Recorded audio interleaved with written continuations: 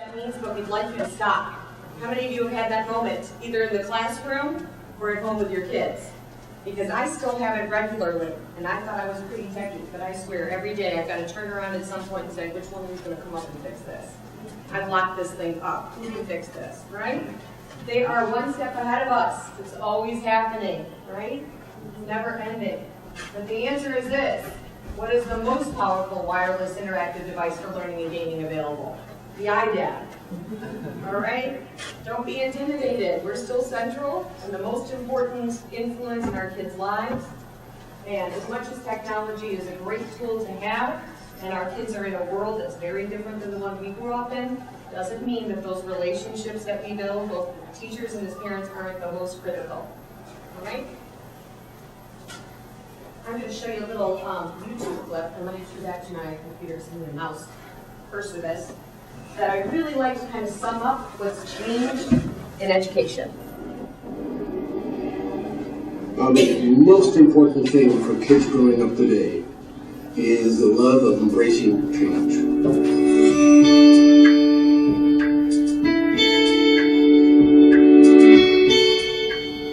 I mean, the catch for preparing students. I'm sorry, you guys, it does this periodically. Is how do you get kids to have curiosity and a questing disposition? We've called it in the past the gaming disposition. Is if you look at the disposition of hardcore gamers, such as World of Warcraft, Mouse and Military Games, the surprising things you find, contrary to what people think, is these kids, first of all, are incredibly bottom line oriented. They want to be measured because they want to see how much they're improving. And in fact, the most common mantra of a real gamer is if I ain't learning, it ain't fun. I don't think any kid is born digitally native. I think kids are born consuming media, but I don't think kids are born producing media. So almost any kid that you look at and you say, oh wow, this is a great user of digital media, you can trace back. And there's a parent, there's a program, there's something that inspired them and developed them.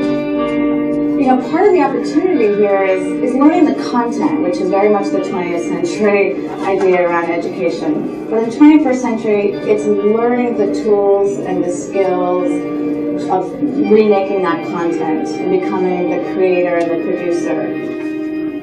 We know that the learning outside of school matters tremendously for the learning in school. So a lot of what we're trying to say about kids' informal learning with new media is part of an already existing set of understandings that educators have of the importance of the home environment, for the peer environment, for the community, for learning that happens in schools. The question is, how can we be more active about linking those two together? We just assumed when we opened the school that digital media would be available at all moments. And we have a technology philosophy around bring it out when we need it and put it away when we don't need it.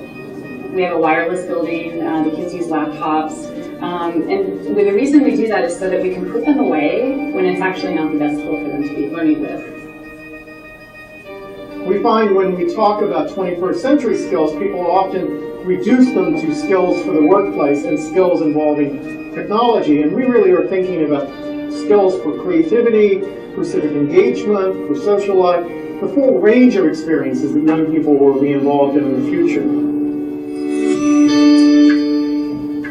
I think for teachers and schools and classroom learning, there's still an incredibly important role to play, which is about giving kids access across the board to a baseline set of standards, literacies, expectations about what they need to participate in contemporary society, to be reflective, and to also take opportunity of the fact that you really have kids and adults in a shared space that's safe, that's sanctioned, that gives kids an opportunity to reflect on things in their everyday life. That's not just about them being immersed in it all the time. So I think that there are incredibly important functions for schools. What we're saying by valuing informal learning is not that we should abandon formal learning, but that we should get those working together in a much more coordinated way.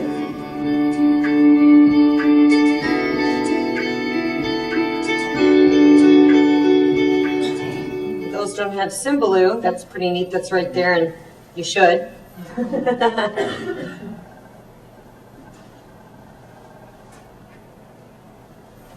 Okay. I think that they sum it up better than me. But I had that sort of light bulb moment, which I think they talk about in that film. I was techie, and I loved to do progressive things in the classroom, but I hadn't linked them together. I felt I hadn't really been making those student-centered decisions I wanted to make. And sitting at that conference, I made a decision that I wanted to change everything in my classroom. Everything. So my boss was at a conference in New Mexico, and I texted her before I could change my mind, put it in writing, right to your boss, you're kind of stuck with this. And I said, I want to change everything in my classroom. I want to flip, gamify, create an inspired space. I want to differentiate it and project-based for next year. And she texted back in 30 seconds and said, go for it. I have no idea what half of those words mean, but I trust you. And I just thought to myself, wow, she's delusional. That was my first thought. She has no idea what these mean, and what a trust capacity, huh? Everybody wants that boss that says, you're my lead tech person. If you tell me this is valuable, I'm going to let you do it. I know you wouldn't ask for something ridiculous. And she did. She let me do it. And she didn't even know what those words meant. But she assumed that if I said I really wanted this and I wanted to go for it, that it was worth backing. So I had that conversation, and she says, yes, you can totally change it.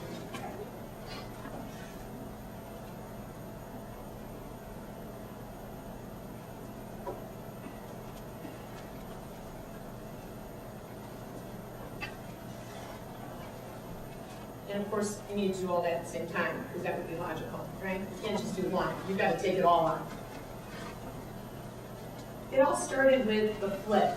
How many people are familiar with what flipping is? Are there a lot of people that are? It's something, I only have 3 in here that are. It's something that's still pretty cutting edge, but I think it's becoming more and more common. In fact, my classroom, which I did put into effect this year, is one of only 30 schools in the country that had a flipped open house. And about 2 weeks ago, we opened up our doors to let people come in and kind of see what a flipped classroom looks like, what it feels like. And what flipping is it's a concept that was created by 2 teachers out of Colorado, Bergman and Sames. And what they did was they taught chemistry, high school chem, but they were up in the mountains, and their kids were on sports teams. And because you're up in the mountains and they got to leave to go participate with other schools on the teams, they were missing class constantly because the buses were rolling early. So they said, you know what we need to do? We need to tape our lectures, video them, and put them on the school portal. So at night, those kids that keep missing over and over for activities, they can watch the videos not all the time. And they thought that was great. They're being all creative. No one, I mean, they're not the first to videotape a lecture, clearly, but we're going to do it. What they saw was kids started cutting class. And not a few, a lot. And they're all of a sudden realizing that the kids that are cutting class are all still getting very good grades. And they made the connection that not only were the kids on the teams watching the videos, but the kids that were in class were saying, where am I going if I can literally go home and watch that at home myself? And they said, we're onto something. If they're going to watch it at night and they're willing to do that, then I can use that class time to do collaborative work. I can use that class time to walk through steps with them that are difficult. Instead of having the homework at night, I can create project-based learning during the day. And they created the flip model. So you may hear it described to you as, oh, that's where people lecture at night and show the video, and during the day they do the homework. And if it's done that way, it's worthless. Kind of like good teaching practice, right? We all know good teaching from bad teaching. If you're just putting a worksheet in class during the day, and they're silently working and pulling out information from a book and filling it in, that's not good teaching. That's not an effective flipped model. The flipped model isn't as much about planning, not only what am I putting in those videos, but what am I putting in that class time. So for me, we all know kids experience it.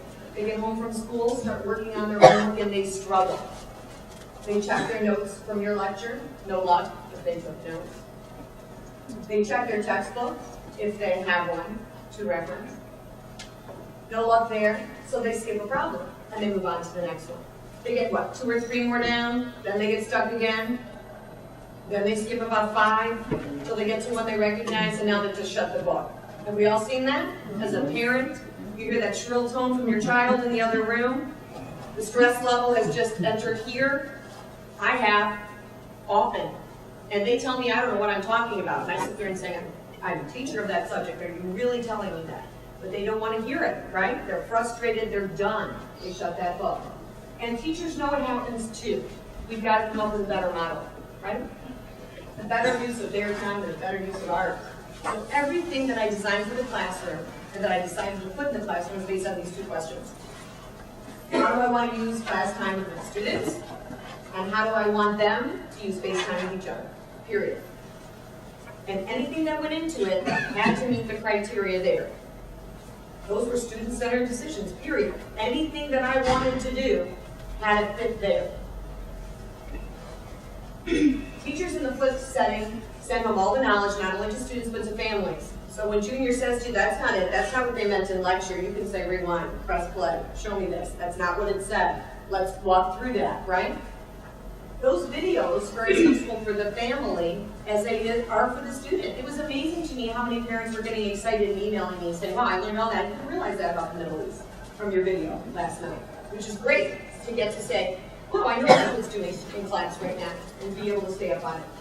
It freed up the, and I want to stress, 5 to 15 minutes. These are short videos. And I have to tell you, it was a rude awakening for me when I started looking at which of my PowerPoints, which of my lectures am I going to make into videos this next year. And I started to realize, that class-long hour lecture that I did on that flip chart, or that PowerPoint, I was getting done in a 15-minute video. Clearly I was too wordy, right, in class. When you're videotaping, you're more concise. What did I want to say that was important for this slide? And I could say it, and I would record it. And it was coming out beautifully that they were getting the same results on a 15-minute video that they had gotten from a 50-minute class period. Freed up class time for my students to work on homework, projects, other assignments with each other and with me. And the kids that were learning at different paces could press rewind.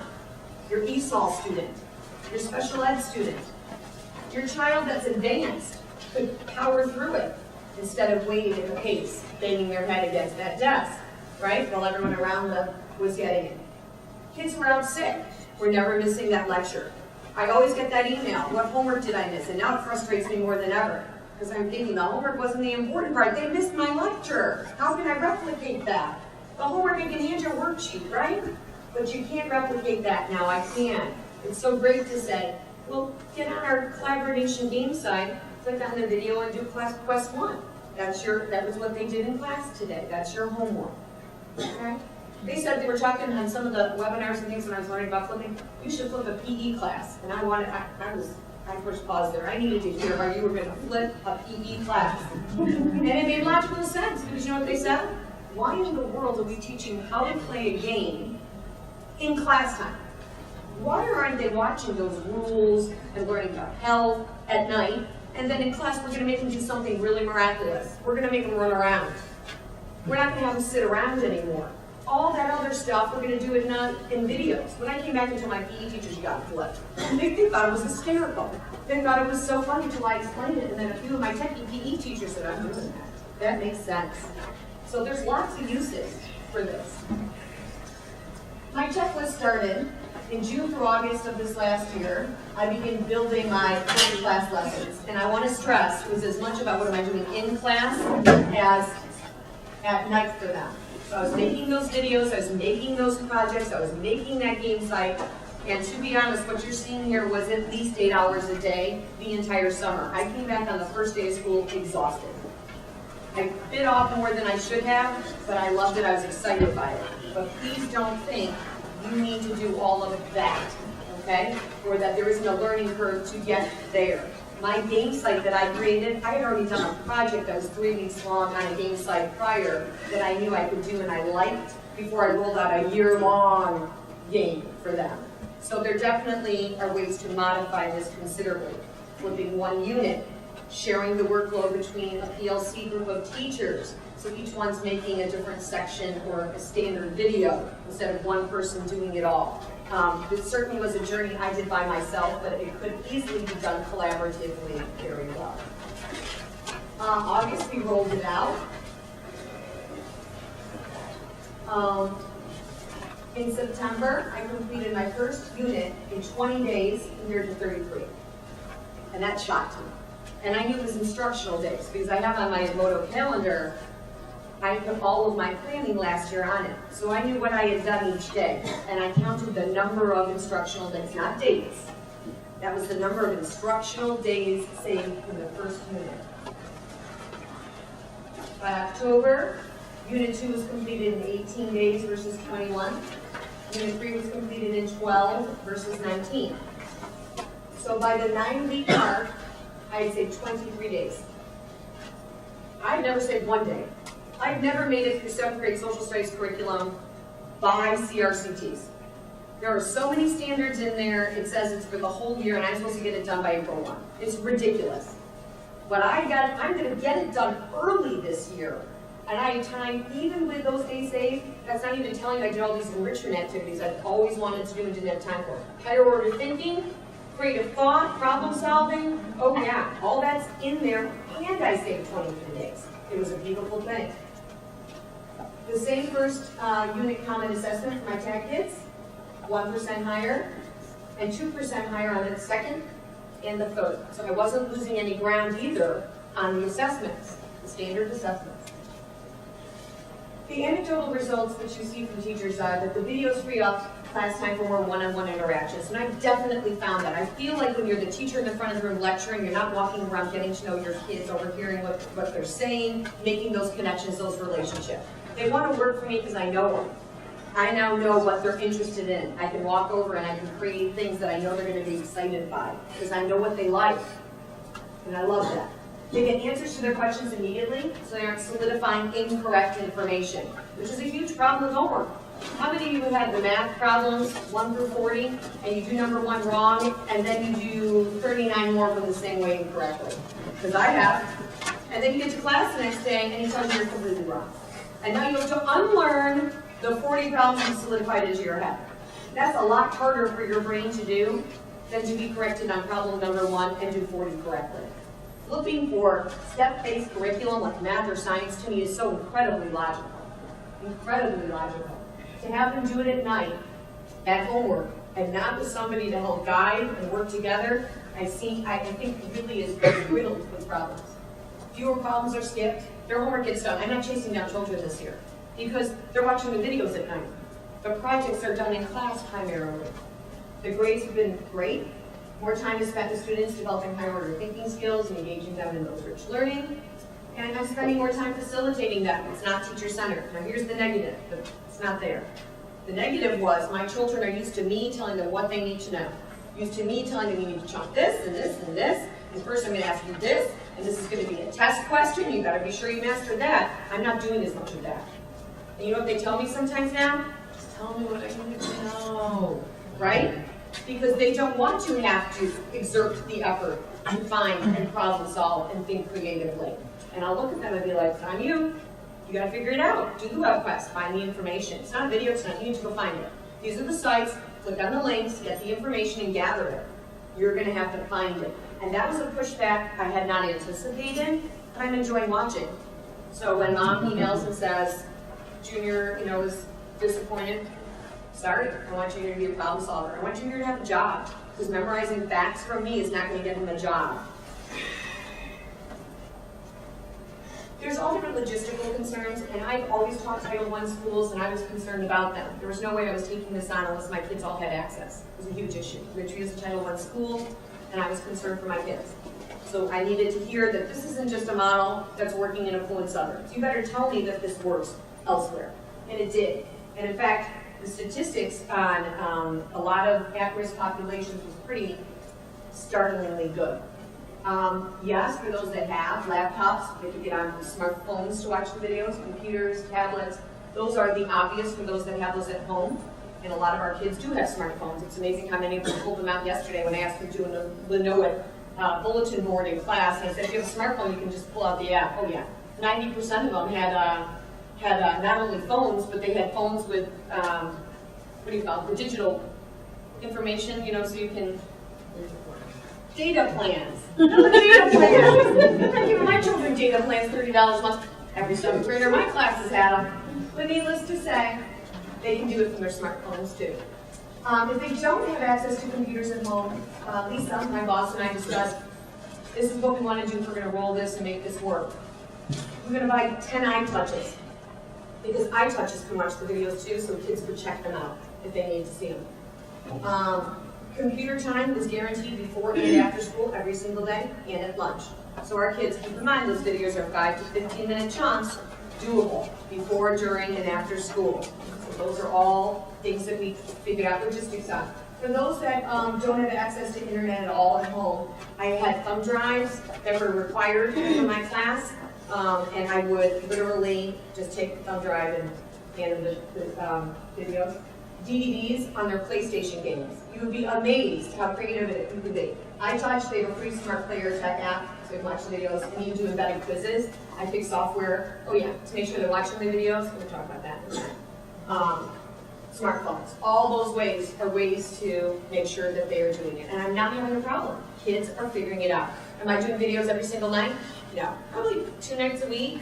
They have some activity that's tech-based outside the classroom at night to do, but they're working it out and it's totally manageable. I will say that for sure. For kids that show up to class and haven't watched the video, boy, that's so disappointing. Don't you hate that they can't do that fun project at the table? But you're going to be spending 10 minutes right now on the back computer with those earphones, also required for my class, listening to the video you missed.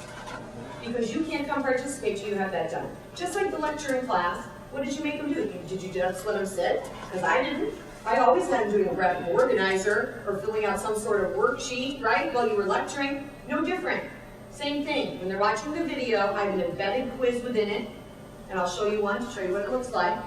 Or I have them do a graphic organizer. Or I have the videos up there, and they're working on a project, and in order for them to complete the project, they're going to need the information from the video. So when I grade the project, boy, that's a shame you didn't watch those 3 videos, because it would have been a lot better if we had something called information in it, right? All different ways to make sure they're doing what they should be doing. So here's my little thing. This is what an inspired classroom layout is. Is anyone familiar with the inspired classroom layout? I got one. Okay. The inspired classroom is something that I learned about in the last year or so too. It tends to be more prevalent in elementary schools than it is in middle or upper. But I will say, I think it works at any grade level. And I think it's really value added. And what it is basically is if you can imagine that those circles are tables. We no longer have desks in my classroom. Yeah, poor Lisa. She agreed to all this stuff and had no idea what she was getting herself into. I said I'd like the 30 desks removed, please, and I'd like you to put in tables for me with chairs. So I had tables, and these became project-based centers. Isn't that great? And then the other part of it she didn't know was coming her way was that I said, now we're taking all the computers off the back walls, and we're going to put them in the center of the room. And then my tech specialist looked at me, and she just about melted on the floor when I said, I need you to wire these all, and I need you to cover these all, so that I have computers on each of these tables for workstation. And then she looked at me and said, how about I find you 5 laptops? And I said, excellent, laptops are even better. So here I am with laptops that they can pick up and move and go sit on the floor with. Crazy neat, love it, love my room. So it's flipped, it's got this inspired setting. Who needs rows anyway? Who came up with that, right? I have project-based learning, PBLs or projects, with e-portfolios, which is when I met Ed, I was lecturing on e-portfolios. I love to have that for kids.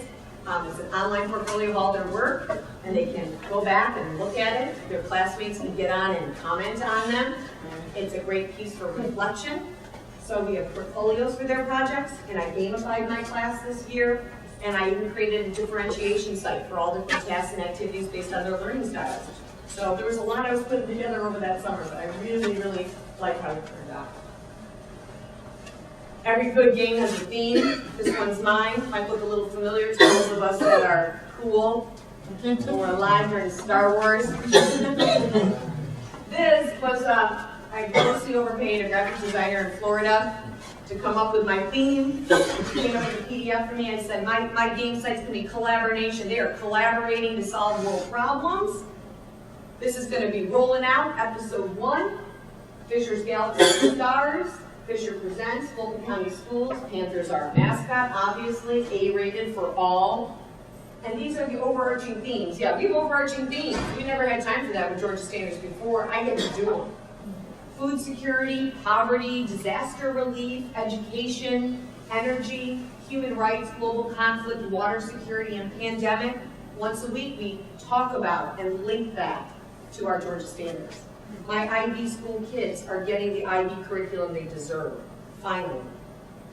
This is what my classroom looks like. Yes, I told you, identical twin 14-year-olds. They put so many stars up, it makes you regurgitate. But it's okay, because 13-year-olds love it. My room is covered in stars. Those look like curtains. That's an example of kids working at a desk. It's a really warm and welcoming environment. The kids like to come in. All parent conferences seem to be there now. It seems to be a real place that even the adults like to hang. I'm getting rid of the desk, certainly. These are some of the tools that I use in this classroom. I'm going to show you what some of these are.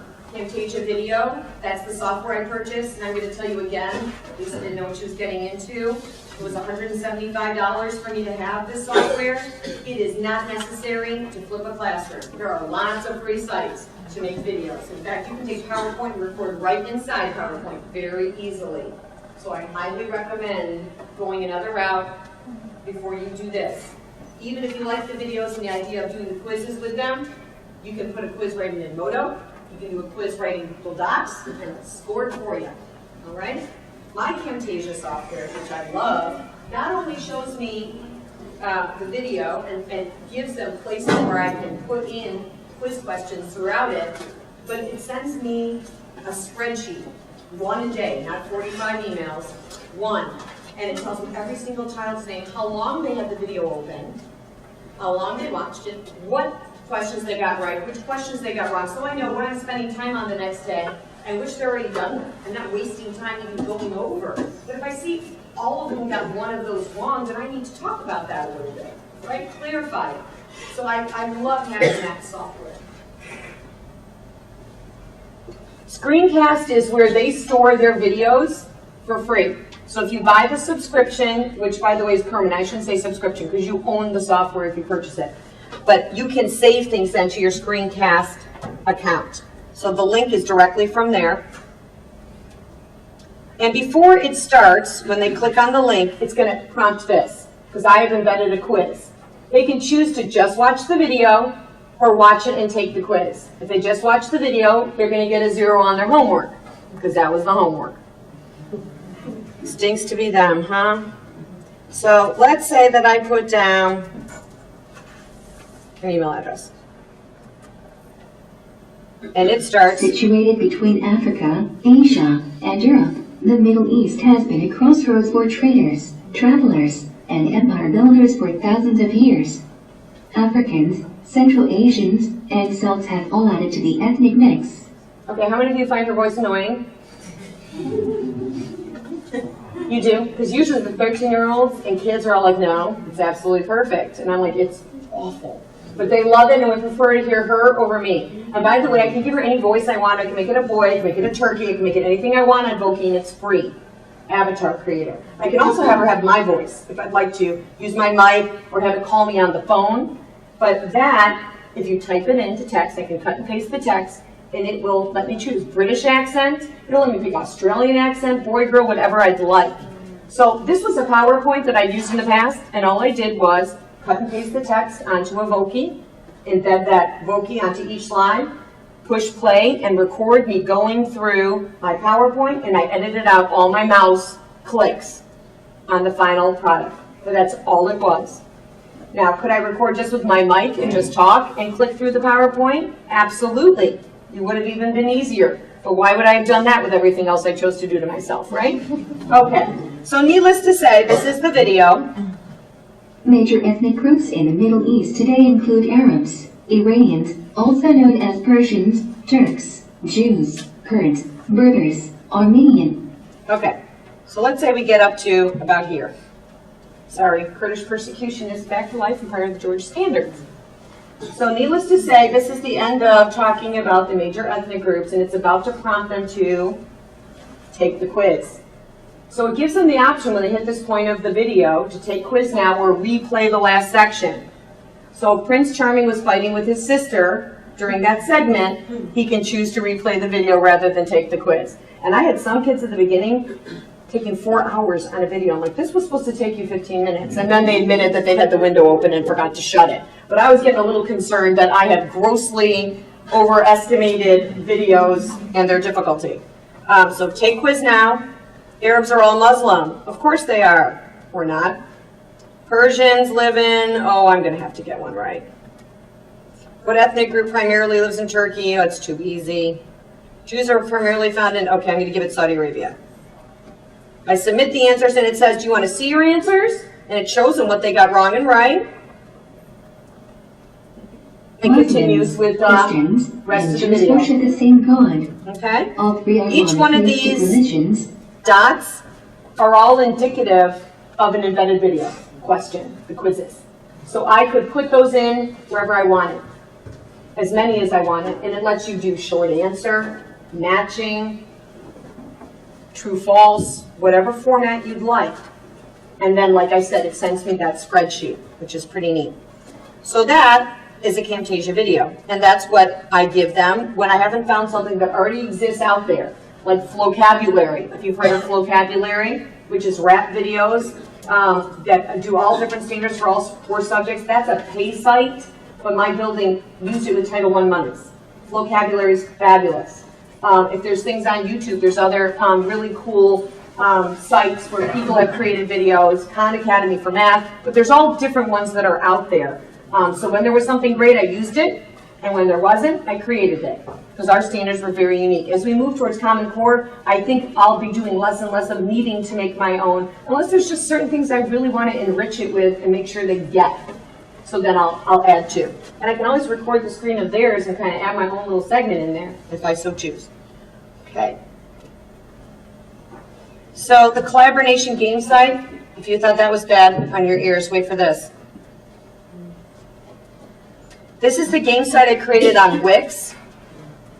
And no, that was not a template. As I said, I wasted my summer. Every single page had a music theme, if you can call it that. Techno is very game-based. My 13-year-olds love that. My computer at school is usually on this. But theirs isn't. But if you look, I want to explain to you what some of those icons mean. These were very thought out. Collaboration says the not too distant future is in your hands. I told them the theme for this year is the world is coming to an end. We're having all these crises. Remember all those themes that we talked about? What's killing us off? You need to help solve world problems by collaborating together. We're at the precipice. What are you going to do to solve it? These vortexes, because of course they're vortexes, take you to different areas of our curriculum that align with Georgia standards. Cartographer's workshop, those are geography quests. Library, those are history. Capital city are government. Shaman insights are culture and religion. Noob quests are, it's a gaming term for when you're new to gaming, and it gives them all different strategies and games and things to do. And I give them a whole bunch of badges at the beginning. Get harder to get as the year goes on, but at the beginning they're getting a whole bunch of rewards. Arcadia is the game site where they can go in and play all different games to help learn my curriculum. Propaganda is a site which takes you to Scoop It. I don't know if you're familiar with Scoop It, but it is a site that curates for you, and especially with Georgia standards and wanting kids to, with the Common Core standards and wanting kids to read primary text and compare sources. Propaganda, this one will take them, you can open it up, to Quest 1. It takes them to my Scoop It feed, and I've got 5, one for each area we study, one on gifted education, by the way, if you'd like to subscribe, and one on technology. But I would intentionally put current event articles here. That's a lot cooler than reading normal text, isn't it? I tell my kids to find 2 articles, let's say about the Arab Spring. I'll have articles up there from Al Jazeera, articles up there from the BBC. You can even put videos and things on there. And I will have them tell me 3 pieces of evidence from that article explaining the slant. How can you show the point of view is biased one way or the other? I want them recognizing they need to look at all different sources of information, that there is no one true picture. And my kids love going here and like commenting on what they're seeing on the news now. They're making those connections. So it's been great. By the way, notice they're quests. This isn't homework. They're not quests. Somehow they're better if they're quests. If I go into, let's say, library, these are history, you'll see that I have missions that are here, and there's one for each area that we study. So they go into the launching pad, because this is a launching pad. And you'll see that there's all different videos that are here, all different missions, web quests, timelines that they pursue. My kids can watch these timelines and see 5,000 years of history. This could be an assignment that they're doing in a group in class pertaining to it. But they go to the site for all the activities that they do at night or during the day. Lots of, as I said, I didn't create this. I stole this. This is a link. But I take things from other places and I bring them to my kids. And they love it. All the different videos, all the different quests and missions are all here, and the kids get points. Okay, Edmodo. Are we familiar with Edmodo in here? Yes. Is anybody not? Would you like me to show you that? Edmodo is a class site that looks an awful like Facebook. So, for those of you that are not familiar with it, a lot of kids in Fulton County are now using it. I did a webinar last year for Fulton County on Edmodo because my school was the first one with an umbrella school site. And I kept pushing people when I was in tech leadership, and Kathy Politis and others, please look at this. We really need to consider this. Why are we purchasing when we could have this for free? This can text message kids. It can email kids. They have access to folders, and so do you. Look, folders that I provided for you. You can go in these folders and open up and see all the resources I've provided you. Not only that, all kids and you have unlimited storage space in their library, which kids, theirs, that's called a backpack. And they will store it all for you. And I put them all in different folders. See? Pretty neat, huh? They also have a calendar. So every teacher and their assignments, they get feeds from all their different teachers. This is what their calendar might look like. They forget their agenda. Look, they can look there. They forgot their handout. I've got a handout folder. They can print it from home. I'm homesick.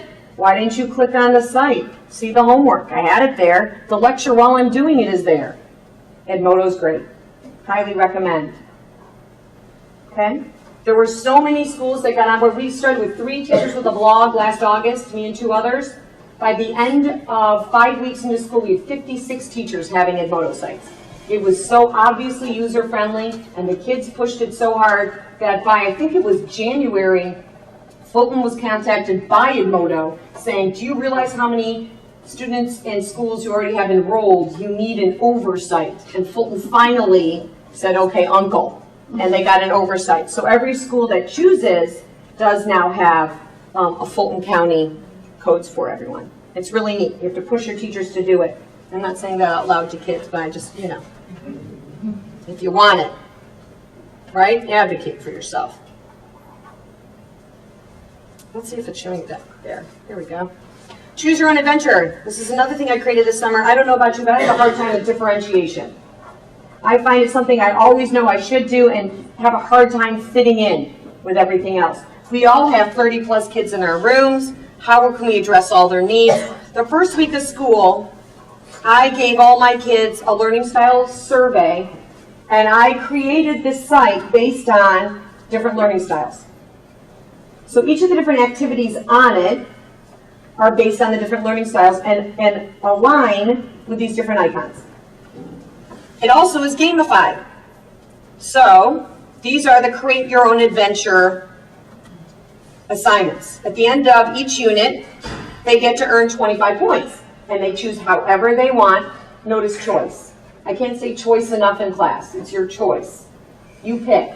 Do what you want. You want to make it out of cake? Knock yourself out. Yes. Yes. And yes.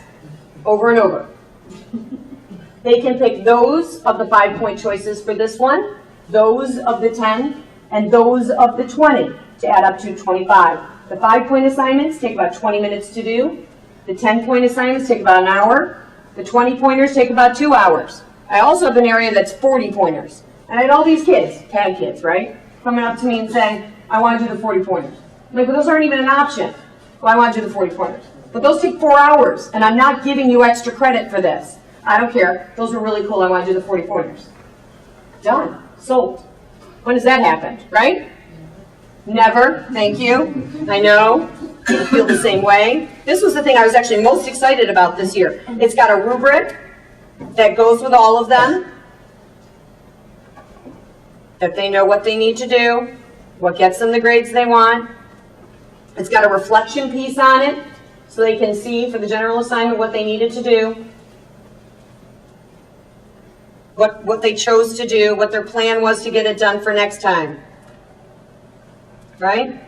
So let's say I go up to those 5-pointers and show you what it's like. Each one of these pages, by the way, this is a Google site. It was free. It was a pain to make. It took me a good 40+ hours. But I will say, I'm going to have it for life. You can always add them and take them away. These are all examples of assignments with a short description of them. See? So let's say text message, because you know I'm not doing that more than once a year. I'll show it to you now. They want to write a text message with 5 points. They open it up. They see what they need to do. It's got an example there. They choose to do it. They hit print. Complete the assignment. Turn it in with the reflection piece. They get 5 points. How many more do they need? 20. Nicely done. 20. 25 points. They never whine or complain. Everyone turns it in. I chase no one. It's fun, as far as they're concerned. I'm fine with that. I've never had such creative things getting turned into me. Urge and Evoke. This is a game that we play within the auspices of my game. This game was something created by Jane McGonigal, and I'll explain it a little more in detail. But they read cartoons. They have a new mission once a week. Remember those overarching themes I liked? Evoke uses those themes. So each week they have an episode. Episode 1's about food security. Right? See these? Water crisis. And after they do it, read it, they discuss the episode, and they blog with kids all over the world that are also members. They investigate it, and then they have missions to do. And they even get badges for it. The new iteration of this game, Evoke, is rolling out in January. I can't recommend it highly enough, but it is for 13-year-olds and up.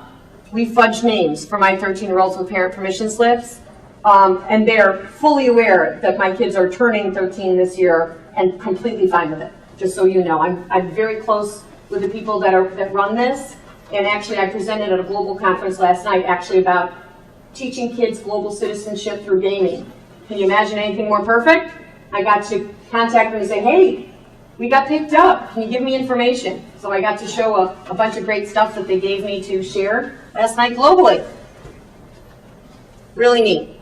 Can't tell you how much my kids are liking making those connections between Georgia curriculum and ours. And last but not least, for those of you that don't know, I use lots of Prezzies and Glogsters and all different things, all those great tools, and so do my kids. If you know what a PowerPoint is, this is like that on steroids. Right? This is me teaching about points of view and about political cartoons and analyzing them. Why would you use a political cartoon? What messages might they be saying?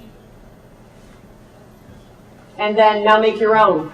And if you can show me what a political cartoon would look like in an Israeli paper and how it would look different in an Arab paper on the same subject versus the Western paper, you get a little extra credit there, right? Show your points of view.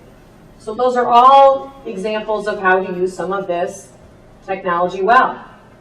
But just because this technology doesn't make it good, we've established that, it's how you use it that makes it value added or not. Okay, this was my game site, you saw. And again, the links I put there intentionally so you'd be able to later get on and go and see all these great places. That was that Evoke game by the World Bank Institute and Jane McGonigal. They rolled it out, and I'm going to show you, this is the video my kids got to watch. If this doesn't make you excited, and by the way, no, clearly I did not make this one. This is not a simulation. You are about to tackle real problems. Welcome to the Evoke Network. There's an old saying here. If you have a problem and you can't solve it alone, evoke it. And evoke is an urgent call to innovation. When we evoke, we look for creative solutions. We use whatever resources we have.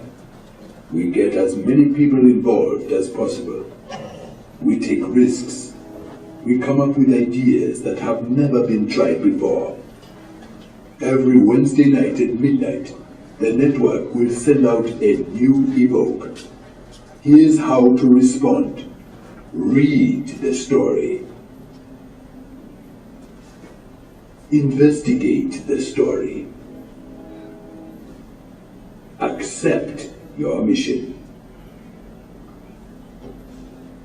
If you respond to at least one evoke by May 12, 2010, you will earn your spot as a founding member of the Evoke Network. Yeah, so who wouldn't like that as homework for the night, right? I sent them home with that one smirking. They were perfectly fine coming back saying, when do we get to play? When do we get to start, right? And the network gives them all sorts of badges and rewards each mission they complete. It's about to end, like I said. The 2010 was the rollout. It was highly successful. They have a new version coming out, and this one was based actually quite a bit on Africa. So it was really, really neat. And the first rollout was in South Africa. The new one's rolling out from Brazil, and it's live there right now, about to go live with the rest of us, like I said, in January. But really, really neat. So I highly recommend if you're middle or high school. It's all the way through college. It certainly is something that any age group from about 13 up would enjoy. These are some of the things I use for gaming. As you can see, I've got that Quest content up there, and it says the blue area is mastered content. When I give them quests and missions, that much of it is stuff I've already covered. You want to have that much of it covered material. The red is newly discovered content, something they're just starting to get used to, but have a little bit of a working knowledge with. And that green, that's unknown. Always got to have them stretching it a little bit, right? Keep them going, dangle the carrot. And that's what you try to do for your missions and your quests. Try to keep them interested and engaged, feeling secure at the beginning parts, and then meeting the challenge, working up, getting harder and harder, making them go find the information. Choose Your Own Adventure was the game site. I give awards in Edmodo. Edmodo has lots of badges. I've got tons of them. You can steal all of mine happily. I gave you Friend Me if you're a teacher, and you can happily, from my profile, take every badge I own. I have no problems with that. Adjust them, make them yours. I even gave you some folders on badges. Kids like them. The centerpiece is my scoreboard. I learned very quickly that these gaming teachers that keep track of every person's individual points clearly have no life whatsoever. Less than me. That's truly unbelievable. I have no more time to give to keeping track of points. So I do it by class. Remember, collaboration, collaborate. Third periods against fourth periods against fifth periods against sixth periods. The American way. It's a grudge match, right? And each month, with each quest, they get points. Highest quiz, whichever class's highest quiz gets 20 points. Highest 40. I mean, you can make any random numbers you want, but at the end of that month, after 4 weeks, they get the reward, whichever class is in front, won for that month, this iteration of the game. And they have Mustache Monday. I know you're thinking, what the heck is Mustache Monday? I had no idea what to give them. I'm sitting at my desk, and I was trying to come up with something. You know, you're like, oh God, I forgot no reward. Shoot, what am I gonna do? My children had gotten me, because they're 13, had gotten me decal tattoos of mustaches, all different glitter mustaches from Claire's. So I'm like, all right, I got 26 of these, I'm solid. So I cut them out and said, it's Mustache Monday. You are not to put this on your face. Your mother will be extremely upset with me. This will last for 3 days. You are to put it on your finger and put it up here like that, right? They fought for it. They all want to know when Mustache Monday is. It's hysterical. We all want Mustache Monday. We went back to Claire's, and I had to buy one at $5 a pack in case you're wondering, teacher, Mustache Monday. I did have some kids not put on their fingers and put it there. Hey, that's not on me. They were warned, right? They were warned. But that's what I do with the point board. The evoking, you saw. That which does not kill me gives me XP. For you gamers that know, XP is experience points. And you all know in a game, if you're not dead, you're earning points. This is the new version of the game I was telling you about, Keep Evoke, and I do have the link for you. And again, I put the presentation in both of the folders so you can see them, and I also put it on the main page for you. So please feel free. There's the trailer for the new one, and the new one's way cooler than the current one. I have to tell the kids though, because I want to keep doing it. We're only on I think we're on mission 7. We got 3 more to go, and then I'm going to tell them about that one. Okay? Pretty neat. These are examples of some of their missions, just quickly, some of the activities they've done of the projects. This is their Battle on Terrorism cape. This was a report card for an Ottoman Sultan. By the way, the Ottomans didn't stay up on current technology and education, and that's why they failed. I'd love to say that. The empire collapsed because they weren't cool, right? So she literally put, you got a C- because you didn't build new weapons and woodworking, right? Look how creative. She did get an A+ for fighting and bludgeoning stuff with big swords. I like that about her. Social studies, F-, cultural advancement and why you need it to stay a successful empire. Show me you understand, and she did, didn't she? Creative use. There's the cake. That was a 40-pointer. It was supposed to be some sort of city model to represent the Middle East. She decided to make the mosque out of fondant. I feel bad for that mom. I did not request that. But when she said, I want to make a cake, I was like, whatever, fine, cake. There it is. Pretty crazy good, huh? This is Osama bin Laden's iPhone, because clearly he must have one, right? At least if you're 13. And those are the apps that he would have. This is what's on his calendar, his notes, his clock. They don't mind doing my projects this year. Kind of fun, huh? This is the Flip Class Network. It's just a link there for those who want to learn more about flipping. It's a great Ning. I don't know if you know what a Ning is. It's a little more interactive than a blog. You can go in their chat rooms and ask questions, and 50 people within 10 seconds answer you. And everyone has suggestions. And anyone have a lesson on this or a video on this, and they give you 25. It's really nice. Lots of cool webinars. Anybody interested in learning more, that's a great one. There's contact information for me. Feel free to use it. It's on that last slide. And you both, or most of you, I would think, have joined the groups by now. But if you hadn't, please make sure to give your contact information so we can send you out to the groups, the folders on Enodo. And again, those were the codes for those of you that haven't joined. Again, it's in that project presentation. And I have other groups too. My Techies group for teachers. I've got Dream Class. I've got another one I just did on gamification specifically. So just tell me what your interests are, and I may send you some more links for other groups if you want different folders and things. And last but not least, thank you. This is very cool.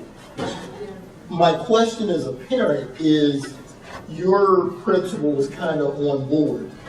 If your principal were less on board, what would you have liked the parents to do to kind of help to move things in the right direction? I heard this speaker, Susan Fisher, that was saying all about her Dreams class. I'd love for you to talk to her about some of the innovations she's doing, and I'll happily come do that for you. That's one. And I think about 25 different parents always to the principal's office saying, I really would like to get more of that for our kids. We keep hearing other schools are doing whatever A, B, C, or D that you want to hear specifically about, and giving them information about it. But I think more importantly, you need a teacher that's willing to roll it out. You need the teacher to go and say, I'm willing to do this. Because to say to a principal, I want this, and then they go to the teacher and say, do this. It's not, it's not organic. Right. I would find a teacher that's willing to go that route, that you meet with them first and say, would you be willing to venture that way? Thank you. The place of Roswell is one of our corporate sponsors. ExxonMobil has contributed to our program. We're a 501c3, just like the PTAs are, so everything is tax deductible. All your membership dues and any other monies that you donate are all tax deductible. And we would welcome any of your parents if they have questions, or your fellow teachers, just go to the website and there's contact information there. Let us know how we can help and what more we can do for you. And again, Susan, thanks very much. It was an outstanding presentation. Thank you. An organization, we give out grants to teachers, and also the the sponsorship for the scholarships for students. And so that one of the reasons why we're really pushing everything out here is we want to see the teachers get this professional development that we're helping you get. We want to see the kids get the scholarships because they deserve it.